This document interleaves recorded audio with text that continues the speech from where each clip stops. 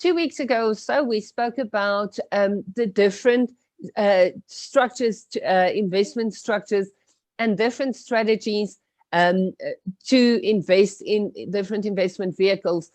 The question is, however, if you structure your property portfolio in a specific way, say through a trust and companies or whatever the case might be, if you don't buy in your personal capacity and you do all these creative structuring things, how does that affect your ability to obtain finance? Because a lot of investors are obviously relying on bank finance to buy their portfolios.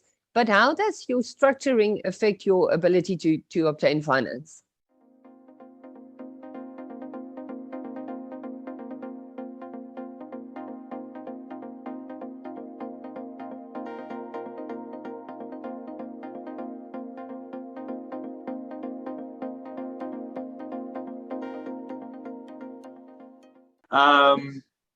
So interesting enough, going back to, again, like evictions in the economy, and maybe then taking a step back and going property as an asset in the economy, right?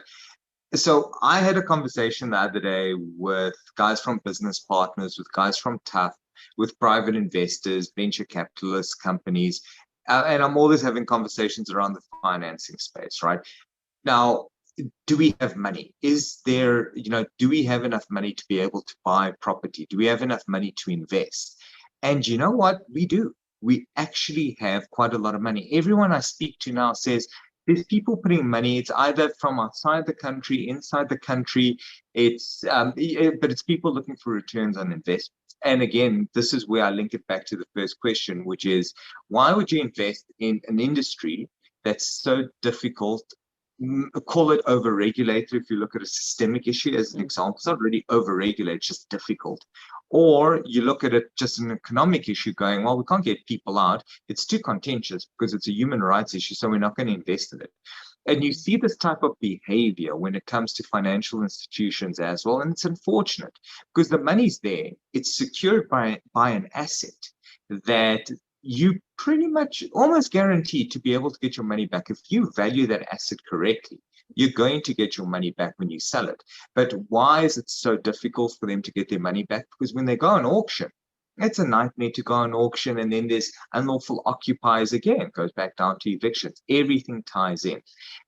So the structuring side of things, asking about structuring, and the reality is, as a business, if you're functioning as a business, be it a property holding company, private individual property holding company, whatever the case is, if you're investing in property as an asset class, the structuring becomes crucial, because now remember, you're running it as a business.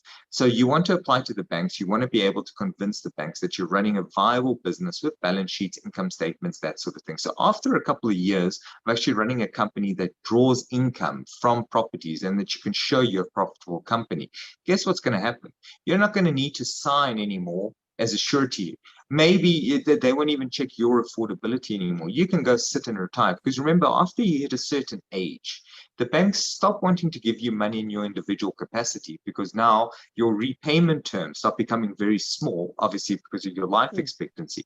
If you can do it in a corporate vehicle that actually has longevity that could pass on to somebody else, you've got a far better chance of actually acquiring financing, because you've just proved that you're able to run a profitable business, and technically you created a asset of value. Now, so that's one thing to consider, is if you're planning on growing, you're planning on having something big, do it properly. Second piece of advice, also remember that in personal names, your affordability gets impacted very quickly.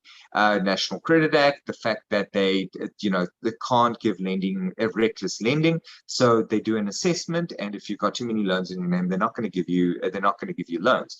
Do it in a structure. For example, you can actually avoid the NCA, which is a choice you're making, of giving the banks a bit more opportunity to give you loans. And also remember, they're not giving you a loan, they're giving the company a loan, meaning that the affordability knock doesn't go against your name. Even if you're signing a surety, it goes against the company name, right? Because you're using another vehicle. So that's also another little a trick for this sort of trade.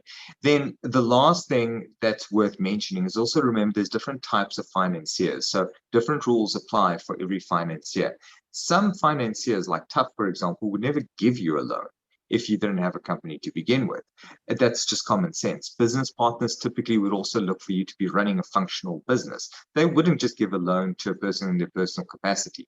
And sometimes they look at balance sheets. So if you have everything shoved in your personal name, now it's a question of, oh, but please take that as security or mortgage that, or it starts becoming difficult because now it's messy. So if you're going to run a business, get your structures right from the beginning.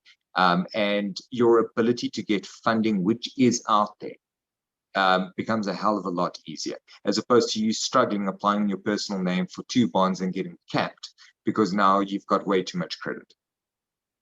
That's clever. It's actually amazing, the different structures and the pros and cons on financing and everything. It's a very interesting conversation. Yeah. Thank you so much. Pleasure.